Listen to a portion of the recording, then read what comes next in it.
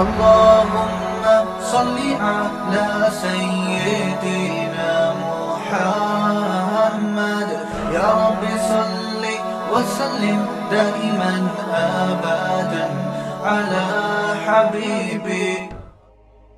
اسی طرح آخرت کی کامیابی ان لوگوں کو ملے گی جو آخرت میں کامیابی کے وہ طریقے اختیار کریں گے جو اللہ اس کے رسول نے بیان کیے، جن کو آخرت کے اسباب کہا جاتا ہے. اور وہ آخرت کے اسباب کیا ہیں جو میں نے آیت پڑھی، وَذَرُوا ظَاهِرَ الْإِثْمِ وَبَاطِنَهُ. یہ پوری تمہید اس آیت کو سمجھانے کے لیے میں نے پڑھی ہے. یہ جو پوری تمہید میں نے اتنا لمبا بیان کیا نا، یہ صرف اس آیت کو سمجھانے کے لیے کہ اللہ نے بتایا ہے کہ جہنم کی آگ سے وہ بچے گا اور جنت میں وہ جائے گا جو فرائض و واجبات پورے کرے اور کبیرہ گناہوں سے بچے. وہ یہ اصول اور ضابطہ ہے. کبھی کبھار اللہ ان اصولوں کے خلاف کسی کو ویسے ہی بخش دیتے ہیں یا چھوٹی سی نیکی کام آ جاتی ہے. جیسے حدیث میں آتا ہے کہ ایک شخص نے پیاسے کتے کو پانی پلایا، اللہ کو اس پہ ترس آیا، اللہ نے بخش دیا. یہ قانون نہیں ہے، یہ ضابطہ نہیں ہے، یہ ایک اللہ کی قدرت ہے. جو جیسے حضرت مریم کو بغیر شوہر کے اولاد مل گئی، ابراہیم علیہ السلام آگ میں جل کے بھی بچ گئے. تو یہ ایسا ایک واقعہ ہے. ہم اس قسم کی حدیثوں سے استدلال کر کے گناہ پہ جری ہوتے ہیں کہ یار وہ ایک آدمی نے کتے کو پانی پلایا تھا، اس کے اللہ نے سارے گناہ بخش دیے، تو میں تو صبح پوری سبیل کھول کے بیٹھا ہوا ہوں، میں تو صبح شام کتے کے مالک کو بھی پانی پلا رہا ہوتا ہوں.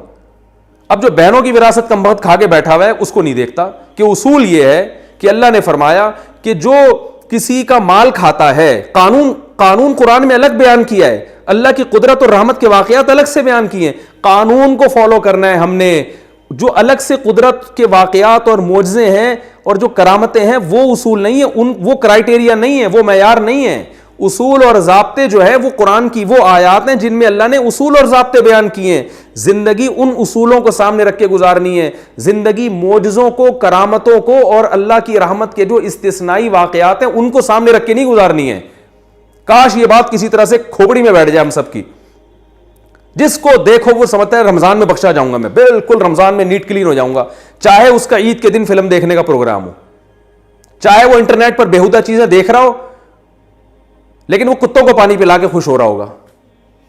ساری رات بیٹھ کے انٹرنیٹ پہ بیہودہ فلمیں دیکھے گا، صبح 2 کتوں کو روٹی ڈال دے گا اور حدیث سنائے گا کہ جی وہ ایک کتے کو بخش دیا تھا تو میں تو 6 کتوں کو پانی پلا چکا ہوں اب تک. تو بھائی یہ اصول تھوڑی ہے، تو ایک واقعہ ہے اللہ کی رحمت کا. قانون قرآن میں دیکھو بار بار، یہ جو میں نے آیت پڑھی اس میں اللہ نے یہ قانون بیان کیا ہے. ان الذین یکسبون الاثم، اللہ فرماتے ہیں یقیناً، قاعدہ یہی یقیناً انہ کے ساتھ بیان کیا جا رہا ہے، جو لوگ گناہ کما رہے ہیں، سیجزون، بہت بڑی دھمکی، ان قریب ان کو بدلہ دیا جانے والا ہے. اس خوش فہمی میں نہ رہنا کہ 2 کتوں کو پانی پلا دیا تو جیسے اس کو بخش دیا تھا تمہیں بھی بخش دوں گا. میں قانون نہیں ہے میرا، وہ قدرت ہے، وہ قدرت ہے، تاکہ تم یقینی طور پر جہنم کے فتوے لوگوں پہ نہ لگاؤ. ایسا بھی ہو جاتا ہے، اللہ ایسے بھی بخش دیتا ہے، بعض دفعہ ہوتا ہے. بھائی اصول نہیں ہے یہ. صحیح مسلم کی حدیث ہے، آپ صلی اللہ علیہ وسلم نے فرمایا اس امت میں بہت سے نمازی، بہت سے روزے دار بھی جہنم میں جائیں گے. تو صرف نماز پڑھ لینا بھی کافی نہیں ہے، صرف روزے رکھ لینا بھی کافی نہیں ہے. حدیث میں بڑی وعیدیں ہیں وراثت کھانے پر، یتیموں کا مال کھانے پر. کھا رہے ہیں، جھوٹ بول رہے ہیں. جھوٹ کتنا بڑا جرم ہے. آپ صلی اللہ علیہ وسلم سے کسی صحابی نے پوچھا یا رسول اللہ مسلمان سے فلاں گناہ ہو سکتا ہے؟ فرمایا نہیں. فرمایا ہاں ہو سکتا ہے. یا رسول اللہ فلاں گناہ ہو سکتا ہے؟ فرمایا ہو سکتا ہے، کبھی شیطان غالب آ جاتا ہے. یا رسول اللہ مسلمان جھوٹ بول سکتا ہے؟ آپ نے فرمایا نہیں، جھوٹ نہیں بول سکتا. صبح و شام جھوٹ چل رہا ہے. باپ سے الگ جھوٹ، بیوی سے الگ جھوٹ، دفتر میں باس سے الگ جھوٹ، کسٹمر سے الگ جھوٹ. 27ویں رات کو سمجھتے ہیں بخشش ہو جائے گی، لازمی ہو جائے گی. رو رو کے اللہ سے دعائیں مانگیں گے، اے اللہ معاف کر دے، آج 27ویں رات ہے تو بخشا جائیں گے. بھائی اصول یہ نہیں ہے. 27ویں رات میں بھی، لیلۃ القدر میں بھی اسی کی بخشش ہوگی جو رو کر اللہ سے اپنے گناہ معاف کروا لے اور آئندہ اللہ سے گناہ نہ کرنے کا عہد کر لے. قانون یہ ہے کہ 27ویں میں بھی اسی کی بخشش ہوگی. اگر رمضان میں میرے بھائی سب کی ہی بخشش ہو جاتی تو نبی صلی اللہ علیہ وسلم نے روزہ رکھ کے جو غیبت کرنے والی عورتیں تھیں ان کے بارے میں یہ کیوں فرمایا کہ تمہارا روزہ ہی نہیں ہے؟ کچھ عورتوں نے روزہ رکھا, نبی صلی اللہ علیہ وسلم کے پاس آئی, آپ نے فرمایا تمہارا روزہ نہیں ہے. قے کی تو ان سے جو ہے نا گوشت کے لوتھڑے نکلے, وہ حیران کہ ہم نے تو گوشت کھایا نہیں ہے. آپ نے فرمایا تم نے مسلمان کی غیبت نہیں کی تھی؟ انہوں نے کہا ہاں. فرمایا یہ وہی گوشت ہے. روزہ چھوڑنے کی قطعاً کوئی گنجائش نہیں ہے. روزہ جب تک کوئی عملی طور پر بیمار نہیں ہوگا روزہ نہیں چھوڑ سکتا. وہ بیماری کے صرف خطرے سے روزہ قضا کرنا جائز نہیں ہے. جماعت کی نماز پر تو خود حدیث میں بہت ساری چھوٹ ملتی ہیں کہ اس عذر سے بھی جماعت چھوڑ سکتے ہو, اس عذر سے بھی چھوڑ سکتے ہو, لیکن روزہ چھوڑنے کی جو دلیل ہے وہ تو قرآن نے واضح لفظوں میں بیان کر دی کہ بیماری ہوگی یا سفر ہوگا, اس کے علاوہ نہیں چھوڑ سکتے. تو ہم یہ سمجھتے ہیں کہ دنیا کے معاملے میں ہم اسباب کو اختیار کیے بغیر نتیجہ حاصل نہیں کر سکتے, لیکن آخرت میں جو اللہ نے آخرت میں نجات کی جو اسباب رکھے ہیں وہ بغیر اختیار کیے ہم جنت میں چلے جائیں گے. تو بھائی ایسا نہیں ہے. اس معاملے میں جو دنیا کا اصول ہے وہی آخرت کا اصول, بلکہ اور زیادہ سختی آخرت کے معاملے میں. قرآن میں اللہ تعالیٰ کا ارشاد ہے کہ من کانا یریدو, وہ کیا ہے, من کانا یریدو, سورہ بنی اسرائیل کی آیتیں اس وقت میرے ذہن میں نہیں آ رہی, وہ لفظ وہ الفاظ پورے نہیں آ رہے. آگے من کانا یرید العاجلہ, فرمایا جو اس دنیا کا ارادہ کرتا ہے نا, دنیا کی کوشش کرتا ہے, عجلنا لہو فیہا ما نشاء لمن نرید, تو جتنی دنیا وہ چاہتا ہے اتنی نہیں, جتنی ہم چاہیں گے اس کو دیں گے, اور دیں گے بھی اس کو جس کے بارے میں ہمارا ارادہ ہوگا. بسا اوقات دنیا میں آپ سبب اختیار کرتے ہیں وہ پھر بھی سبب ضائع ہو جاتا ہے, لیکن آخرت کے بارے میں اللہ نے کیا فرمایا کہ ومن اراد الآخرہ, جو آخرت کا سبب اختیار کرے گا تو اللہ فرماتے ہیں اولئک کان سعیہم مشکورا, ان کو لازمی اس کا نتیجہ ہم دیں گے, لازمی اجر ملے گا. تو میرے بھائی آخرت دنیا کے معاملے میں تو بڑے ڈیڑھ ہوشیار بنے ہوئے ہیں. یہاں تو کوئی یہ نہیں کہتا کہ روٹی نہیں کھاؤں گا تو کوئی بات نہیں, وہ خود بخود میرا پیٹ بھر جائے گا, اور میں آگ میں چھلانگ لگاؤں گا تو اللہ بچا لے گا, جیسے ابراہیم علیہ السلام کو بچایا تھا تو مجھے بھی بچا لے گا. یہاں کہتے ہیں نہیں بھائی وہ صرف ابراہیم علیہ السلام کو ہی بچایا, مجھے نہیں بچائے گا, اس آگ کو مجھ سے دور رکھو. لیکن آخرت کے معاملے میں جہاں بات آتی ہے تو وہاں ہم کہتے ہیں یار میں نہ بہنوں کی وراثت ادا کروں گا, نہ میں داڑھی رکھوں گا, نہ میں فرض نماز کی پابندی کروں گا, نہ میں والدین کے ساتھ حسن سلوک کروں گا, نہ میں بیوی بچوں کے حقوق ادا کروں گا, میں کتا خرید کے اس کو پانی پلاؤں گا روزانہ. تو فلاں صحابی کے بارے میں, فلاں شخص کے بارے میں حدیث میں آتا ہے اس نے کتے کو پانی پلایا تھا, جنت میں گیا تھا, تو میں 6 کتوں کو پانی پلاؤں گا, میں تو 6 دفعہ جنت میں جاؤں گا. تو بھائی جیسے آپ دنیا کے معاملے میں ایک ابراہیم علیہ السلام کے واقعے سے استدلال کر کے آگ کے قریب کبھی بھی نہیں جاتے, تو ایسے یاد رکھو حدیث میں جو اس طرح کے کچھ واقعات آتے ہیں فلاں کے ساتھ اللہ کی رحمت کا یہ معاملہ ہوا, تو ان واقعات سے استدلال کر کے آپ اپنے اوپر اس کو بھی فٹ نہیں کر سکتے, کیونکہ دنیا میں جو اصول اور ضابطے اللہ نے کامیابی کے رکھے ہیں, دنیا میں کامیابی کے لیے انہی اصول کو فالو کرنا پڑے گا. بالکل یاد رکھیں. اسی طرح آخرت میں کامیابی کے لیے بھی آخرت میں کامیابی کے جو اصول اللہ نے لکھے ہیں بتائے ہیں ان کو فالو کرنا پڑے گا. یہ وظیفوں سے مسئلہ حل نہیں ہوگا. ابھی لوگ یہ بھی بہت پوچھتے ہیں کہ کورونا وائرس میں ہم کون سا وظیفہ پڑھیں. بھائی گناہ چھوڑو, آپ دنیا کے اسباب بھی اختیار کریں کہ کراؤڈ میں نہیں جانا, اور جو بھی اسباب جو ڈاکٹر بیان کر رہے ہیں وہ دنیا کے اسباب ہیں, اور جو علماء بیان کر رہے ہیں وہ سب دنیا کے اسباب ہیں, لیکن علماء دنیا کے ساتھ ساتھ آخرت کے اسباب بھی بیان کرتے ہیں. آخرت کے اسباب یعنی کورونا وائرس کے جو دینی اسباب ہیں وہ کیا ہیں؟ رسول اللہ صلی اللہ علیہ وسلم نے فرمایا جب کسی قوم میں بے حیائی آتی ہے تو ایسی ایسی وبائیں آئیں گی کہ تمہارے باپ دادا نے کبھی سنی بھی نہیں ہوگی. تو کورونا کی وبا سے اگر اجتماعی سطح پہ بچنا چاہتے ہیں تو اجتماعی سطح پہ بے حیائی سے بھی توبہ کرنی پڑے گی. وہ کرنے کے لیے تیار نہیں ہے.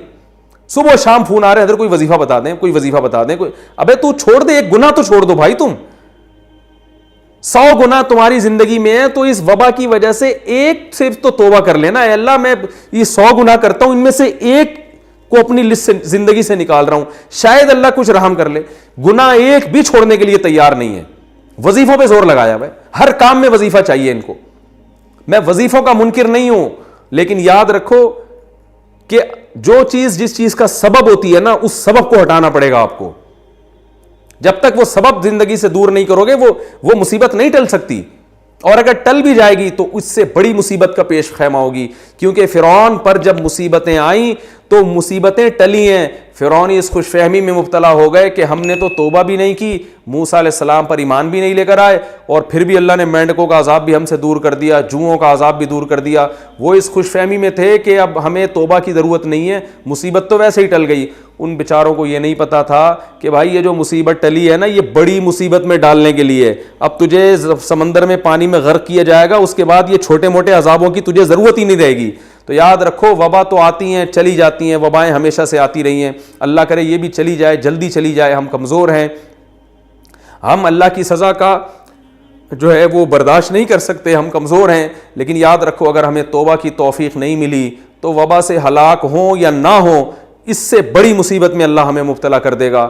اور اگر ہمیں توبہ کی توفیق مل گئی, پھر بے شک اس وبا میں ہم ہلاک ہو بھی جاتے ہیں, شہادت کا بھی اجر ملے گا. اور اصل کامیابی تو آخرت کی کامیابی ہے, تو پھر مرنا ہمارے لیے بچنے سے زیادہ قیمتی ہے. تو یاد رکھیں, جس طرح دنیا میں سبب اختیار کرنا پڑتا ہے کامیابی کے لیے, اسی طرح آخرت کی کامیابی کے لیے بھی میرے بھائی آخرت کا سبب اختیار کرنا پڑے گا, اور وہ ہے گناہوں سے بچنا. لوط علیہ السلام کی قوم پہ عذاب اس لیے نہیں آیا کہ وہ تہجد نہیں پڑھتی تھی, وہ اشراق نہیں پڑھتی تھی, یا لا الہ الا انت سبحانک انی کنت من الظالمین کی تسبیح نہیں پڑھتی تھی, بلکہ اس پر ایک گناہ تھا. وہ کیا گناہ تھا اس قوم میں؟ لڑکوں سے بدکاری. تو لوط علیہ السلام نے ان سے یہ نہیں کہا کہ تم فلاں وظیفہ پڑھ لو, فلاں 27ویں رات میں جاگ لینا, سب معاف ہو جائے گا. انہوں نے کہا سب کچھ کرنا پڑے گا بعد میں, پہلے یہ جو لڑکوں سے بدفعلی والا گناہ اس کو چھوڑو. وہ قوم اس کے لیے تیار نہیں تھی. شعیب علیہ السلام نے اپنی قوم کو یہ نہیں سمجھایا کہ لیلۃ القدر آئے گی تو فلاں عبادت کر لینا تو اگلے پچھلے سارے معاف ہو جائیں گے. شعیب علیہ السلام نے سمجھایا کہ سب سے پہلے جو ناپ تول میں کمی ہے نا, یہ چھوڑو, یہ نہیں چھوڑو گے تو اللہ کا عذاب آئے گا. اور آیا, ناپ تول میں کمی نہیں چھوڑی, کسٹمر کو ٹھگنا نہیں چھوڑا, عذاب آیا, وہ قوم ہلاک ہوئی ہے. کسی قوم میں شرک تھا, کسی قوم میں ناپ تول میں کمی تھی, کسی قوم میں لڑکوں سے بدفعلی تھی. آج جتنی پچھلی قوموں میں گناہ تھے, آج ہم میں سارے گناہ موجود ہیں. لڑکوں سے بدفعلی بھی ہے, زنا بھی ہے, ماں باپ کو بنی اسرائیل میں جرم کیا تھا, ماں باپ کے ساتھ بدسلوکی, اس کو قرآن نے بیان کیا ہے. تو یہ سارے جرائم آج ہو رہے ہیں, لیکن ہمارا یہ پروگرام ہے کہ فلاں رات میں یہ کر لیں گے تو سارے اگلے پچھلے معاف. ہر چیز میں اگلے پچھلے سارے گناہ معاف ہو رہے ہیں. آپ کہہ سکتے ہیں نبی صلی اللہ علیہ وسلم نے تو خود فرمایا جو لیلۃ القدر کی عبادت کرتا ہے اس کے اگلے پچھلے سارے گناہ معاف ہوتے ہیں. او بھائی, یہ صحابہ سے فرمایا ہے جو گناہوں سے توبہ کر چکے تھے. جب انسان گناہوں سے توبہ کرتا ہے, پھر بھی لاشعوری میں ایسی غلطیاں ہو رہی ہوتی ہیں جو اس کو پتہ نہیں ہوتی, اللہ کی نظر میں وہ بڑی ہوتی ہیں, ہم اس کو چھوٹا سمجھ رہے ہوتے ہیں. تو اللہ کے نبی نے خوشخبریاں دے دیں, بھائی اگر ایسی کوئی غلطی ہوگی لیلۃ القدر میں عبادت سے, وہ بھی معاف ہو جائے گی. تو یہ صحابہ اس کے مخاطب ہیں جو گناہوں سے بچا کرتے تھے, اور گناہ ہو جاتا تو رو رو کے اللہ کو منایا کرتے تھے. یہ وہ لوگ مخاطب ہیں جو بہنوں کی وراثت دبا کے نہیں بیٹھے ہوئے تھے, جو بیوی کے حقوق ادا کرتے تھے, اولاد کے حقوق ادا کرتے تھے, والدین کے حقوق ادا کیا کرتے تھے, صدقات و خیرات کیا کرتے تھے. ان کو بتایا گیا ہے کہ تم جب رمضان کے روزے رکھو گے اور رات کی تراویح اور عبادت کرو گے اور صدقات و خیرات کرو گے تو اور اونچے درجات ہو جائیں گے. اور ان بشری تقاضوں کی وجہ سے بعض دفعہ انسان کتنا ہی نیک ہو پھر بھی اس سے گناہ ہو جاتے ہیں, پتہ ہی نہیں چلتا اس کو. بعض دفعہ پتہ چلتا ہے لیکن وہ اس لیول کی توبہ نہیں کرتا جس لیول کی توبہ کرنی چاہیے. تو کوئی بات نہیں, 27ویں رات میں سب معاف ہو جائے گا. تو یہ ان لوگوں کے لیے, ہم جیسے بدماشوں کے لیے تھوڑی ہے. یہ کتنے لوگ ہیں کم بخت وراثت نہیں دے رہے, عمرہ کرنے جا رہے ہیں بہن کے پیسوں سے اور وہاں جا کے گناہ معاف کروا رہے ہیں. شب برات پر میسج آنا شروع ہو جاتے ہیں میرے پاس کہ میں نے کچھ کیا سنا ہو, کچھ غلطی کی ہو تو معاف کر دیں. تو میں پہلے تو اپنے دوستوں سے مزاح کیا کرتا تھا, میں ان سے کہتا تھا ٹھیک ہے 500 روپے دے دو معاف کر دوں گا. تو میں صاحب کیوں 500 کیوں دے دیں, میں نے کہا فری پکڑ کی معافی کا کیا تھا تو ایک وہ ہے گروپ میں بھیج دو, میں سے سب معاف کر دیں, یہ کیا معافی ہے. تو میں ویسے ہی ان سے مزاح کرتا تھا.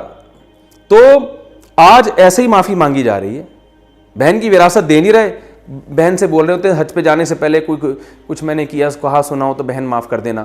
وہ بہن بھی بیچاری کیا کرے گی, معافی کرے گی وہ. ارے بھائی تو اس کے پیسے دے پھر معافی مانگ کے, اب تک جو میں نے اتنی تاخیر کی, یہ پیسے پکڑو, یہ وراثت پکڑو, یہ طارق روڈ کی 4 دکانیں پکڑو, اور سسٹر میں نے جو 10 سال سے آپ کو وراثت نہیں دی دبا کے بیٹھا ہوں, میں معافی چاہتا ہوں اور آئندہ ایسی غلطی نہیں کروں گا. یہ اپنی پراپرٹی پکڑے, پھر ہے یہ معافی, پھر مزہ آئے گا. ابا اماں کو ستاتے رہتے ہیں, بد کلامی کرتے ہیں. قرآن نے کیا حکم دیا, وَاخْفِضْ لَهُمَا جَنَاحَ الذُّلِّ مِنَ الرَّحْمَةِ, فرمائے رحمت سے اپنے ذلت کے بازوؤں کو جھکانے ان کے سامنے, چیخنا چلانا بدتمیزی کرنا گھروں میں چیخو پکار ہو رہی ہے باپ کے سامنے، ماں کے سامنے. عورت شوہر کی ناشکری ہے، شوہر سے اگر زیادتی ہوتی ہے اس کے احسانات تو دیکھو. اینٹ کا جواب پتھر سے دے رہی ہیں آج کل عورتیں اپنے شوہر کے سامنے. میں مانتا ہوں بڑے ظالم بھی ہوتے ہیں، لیکن سارے ظالم تو نہیں ہوتے نا. میجورٹی تو ہمارے ہاں صحیح آدمیوں کی ہے، کچھ ہوتے ہیں خراب ہوتے ہیں، میجورٹی کی بات ہو رہی ہے. اب اگر اس نے کبھی سخت لفظ بات کر لی، کبھی کچھ غصے میں الٹے سیدھے الفاظ بول دیے، وہ بھائی گھر اس نے لے کے دیا ہوا ہے، گیس بجلی کا بل وہ دے رہا ہے، بچوں کی فیسیں وہ اٹھا رہا ہے، خانسامہ بنا ہوا ہے، سارا دن محنت کر رہا ہے، تمہیں تحفظ ملا. تم جو ان بچوں کو پال رہی ہو، خدا کی قسم مرد کا سایہ ہے. اگر یہ مرد کا سایہ نہ ہوتا ان بچوں کو اتنی عزت کے ساتھ نہیں پال سکتی تھی. اتنے احسانات کے باوجود، اتنے احسانات کے ساتھ اگر کبھی اس سے زیادتی ہو جاتی ہے تو برداشت کر لو. نہیں برداشت ہو رہا، ہر بات کا جواب، ہر بات شکایتیں، میرا میاں ایسا، میرا میاں ایسا، میرا میاں، سارے محلے میں بدنام کر کے رکھا ہوا ہے. اور اسی طرح معاملہ عورت کے ساتھ ہے. کتنے لوگ ہیں بیسک حقوق ادا نہیں کر رہے، بیویاں کما کے ان کمبختوں کو کھلا رہی ہیں، اور وہ جناب عمرے پہ جا رہے ہیں، اپنی آمدن ساری لگا رہے ہیں کہ جو ہے نا وہ صدقات و خیرات کر رہے ہیں اور پتہ نہیں کیا کیا کر رہے ہیں. جو پہلے اللہ نے جن کا بنیادی بیسک حق بیان کیا ہے بیوی بچوں کا، اپنے ماں باپ کا، وہ ادا نہیں کر رہے. ایسی شکایتیں آتی ہیں کہ جی انہوں نے اپنے آپ کو دین کی خدمت کے لیے وقف کر دیا، بچوں کا پتہ ہی نہیں کہاں کون بچہ کہاں بیٹھا ہے، وہ فلم دیکھ رہا ہے سین میں گھر میں بیٹھ کے، یا وہ جناب باہر چرسیوں ہیروئنچیوں کے ساتھ بیٹھ رہا ہے. مائیں بیچاری بچوں کی فکر کر رہی ہیں اور وہ تربیت کی فکر کر رہی ہیں، کہہ رہی ہیں ہمارے میاں 24 گھنٹے تبلیغ میں ہوتے ہیں، 24 گھنٹے ساری دنیا کو ہر وقت بیٹھے کے پکڑ کے نہ کچھ نصیحت کر رہے ہوتے ہیں. گھر میں بچوں کو ٹائم دینے کے لیے تیار ہی نہیں ہے، 1 منٹ کے لیے نہیں گھر میں بچوں کے پاس آ کے بیٹھتے. تو سب سے پہلا حق تو اپنے بیوی بچوں کا ہے. قوا انفسکم واہلیکم نارا، اللہ نے فرمایا سب سے پہلے اپنے آپ کو، پھر اپنے گھر والوں کو جہنم کی آگ سے بچاؤ. ان کو بھی، اور آگ سے بچانے کا مطلب یہ نہیں کہ ہر وقت لٹھ لے کے ان پہ بیٹھے رہے، ان کو کچھ محبت بھی تو دیں، ان کو یہ احساس ہو. بچوں کو باپ کے بارے میں احساس ہونا چاہیے کہ جیسے ہی گھر میں آتے ہیں ابا کا نصیحت کا پروگرام نہیں شروع کر دیتے، بلکہ ابا کو ہم سے ویسے بھی محبت ہے، بیٹھتے ہیں گپ شپ لگاتے ہیں، خوش ہوتے ہیں، پھر نصیحت کرتے ہیں. تو گھر میں ٹائم نہیں ہے بالکل. ہر چیز میں اعتدال ضروری ہے. نہ عبادت میں اتنا غلوف کہ بیوی بچوں کے لیے ٹائم نہیں نکل رہا، اور نہ اتنا زیادہ بیوی بچوں میں مشغول ہو گئے گھر میں کہ وہ اللہ کو بالکل ہی، تبلیغ کو بالکل ہی بھول گئے. بیلنس نہیں ہے. جو جس چیز میں لگا ہوا ہے بس سمجھتا ہے اسی میں نجات ہوگی. ایسا نہیں ہے میرے بھائی، نجات ہوگی. قانون یہ ہے کہ اللہ کے حقوق بھی ادا کرنے ہیں، اللہ کی مخلوق کے حقوق بھی ادا کرنے ہیں، سب میں کو بیلنس لے کے چلنا ہے. ان میں سے کسی کا حق بھی مارا تو اللہ فرماتے ہیں سیجزون، ان قریب قیامت میں اس کا بدلہ دیا جائے گا. اللہ کا حق ضائع کیا نماز چھوڑ کے، اس پہ سزا ملے گی. حج فرض ہوا نہیں ادا کیا، اس پہ سزا ملے گی. نبی صلی اللہ علیہ وسلم نے فرمایا جس پہ حج فرض ہوا اور اس نے ادا نہیں کیا، ایک روایت میں آتا ہے کہ وہ یہودی ہو کے مرے، عیسائی ہو کے مرے، اس کی مجھے کوئی پرواہ نہیں ہے، ایک روایت میں آتا ہے. اور اللہ نے کیسی زبردست دھمکی دی کہ جو استطاعت کے باوجود اللہ کے گھر کی زیارت نہیں کرتا، فإن اللہ غنی عن العالمین، اللہ کو ان کی کوئی پرواہ نہیں ہے، اللہ غنی ہے. کتنی بڑی دھمکی ہے یہ. نماز چھوڑ دینا اللہ کا حق ہے. بعض لوگ کیا کر رہے ہیں، حقوق العباد میں بہت آگے ہیں، وہ ایک ٹائم کی نماز نہیں پڑھتے. جب ان سے کہا جائے آپ کیسی حرکت کر رہے ہیں، کہہ رہے ہیں بھائی میں دیکھو یہ ٹرسٹ بھی میں نے بنایا، یہ عیدی سینٹر میں اتنے پیسے دیتا ہوں، فلاں مدرسہ میرا ہے. او بھائی جس اللہ نے صدقات و خیرات کا حکم دیا اس نے سب سے زیادہ حکم نماز کا دیا ہے. سب سے پہلے سوال نماز کے بارے میں ہوگا، یہ ٹرسٹوں کے بارے میں اور بیوہ کی خدمت کے بارے میں بعد میں سوال ہوگا. تو کوئی ادھر کو لڑکا ہوا ہے تو ادھر نہیں ہے، ادھر کو لڑکا ہوا ہے تو ادھر سے بھولا ہوا ہے. وجہ کیا ہے کہ ہمارا یہ کانسیپٹ ہی کلیئر نہیں ہے. ہم نے سمجھ رکھا ہے سب نے کہ جنت دپل میں ملے گی. ایک دن میں نے کسی کے سے کہا کہ یار تم یہ برائی کر رہے ہو، یہ تو بہت بڑا جرم ہے، اس کو چھوڑ دو. تو اس نے کہا ابے اللہ کو بخشنا ہوگا تو اللہ ویسے ہی بخش دے گا، نہیں بخشنا ہوگا تو ویسے ہی اٹھا کے جہنم میں پھینک دے گا. میں نے کہا یہ تو بڑی آپ نے، دنیا میں کوئی ایسا دنیا میں قانون نہیں ہوتا کہ حکومت کہیں اعلان کرے ابے جو مرضی کرتے رہو، ہم نے سزا دینی ہوگی دیں گے، نہیں دینی ہوگی تو 6 قتل بھی کر لو معاف کر دیں گے ہم. یہ تو دنیا میں ایسا نہیں ہوتا، تو اللہ ایسا قانون کیوں بیان کرے گا؟ تو انہوں نے کہا وہ حدیث میں آتا ہے نا. میں نے کہا وہ اگر حدیث میں آتا ہے تو یہ جو میں بیان کر رہا ہوں یہ اس سے وہ اگر ایک حدیث میں آتا ہے جو میں بیان کر رہا ہوں وہ 99 حدیثوں میں آتی ہے وہ بات، تو 99 کو چھوڑ رہے ہو، ایک کو لے رہے ہو. تو یہ آج کل ہمارے ہاں مارکیٹ میں یہ چیز چل رہی ہے جس سے ہمیں بچنے کی ضرورت ہے.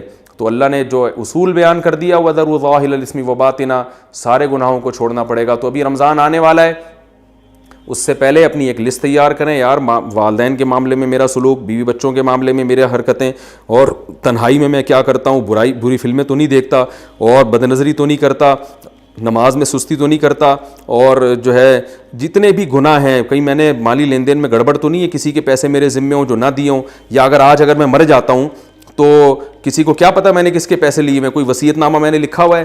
یہ ساری چیزوں کی لسٹ تیار کریں اور پھر آہستہ آہستہ گناہوں سے بچنے کی کوشش کریں. ٹھیک ہے, ایک دم نہیں چھوڑے جاتے ہیں, تو پھر یہاں خوشخبریاں ہیں کہ جو چھوڑنا چاہے گا اس کو اللہ نے خوشخبریاں سنائی ہیں کہ جو میری طرف ایک بالش آئے گا میں اس کی طرف ایک ہاتھ آؤں گا, جو چل کے آئے گا میں اس کی طرف دوڑ کر آؤں گا, لیکن آنا پڑے گا. آنے کی ڈیفینیشن کیا ہے؟ وظیفے پڑھنا آنے کی ڈیفینیشن نہیں ہے.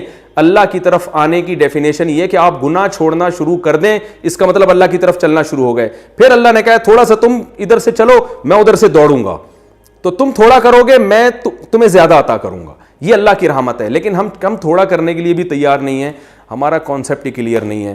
اللہ سے دعا ہے کہ اس رمضان کے آنے سے پہلے اللہ ہر قسم کے صغیرہ اور کبیرہ گناہ سے ہمیں بچنے کی توفیق عطا فرمائے, اور اللہ تعالی ہمارے عقیدوں کی, ہمارے نظریات کی بھی حفاظت فرمائے. مفتی طارق مسعود صاحب کے بیانات سننے کے لیے youtube.com/مفتی طارق مسعود کو سبسکرائب کریں, اور اگر آپ لائیو ویڈیو کو کبھی بھی مس نہیں کرنا چاہتے ہیں تو سبسکرائب کرنے کے بعد بیل آئیکن پہ کلک کرنا مت بھولیں.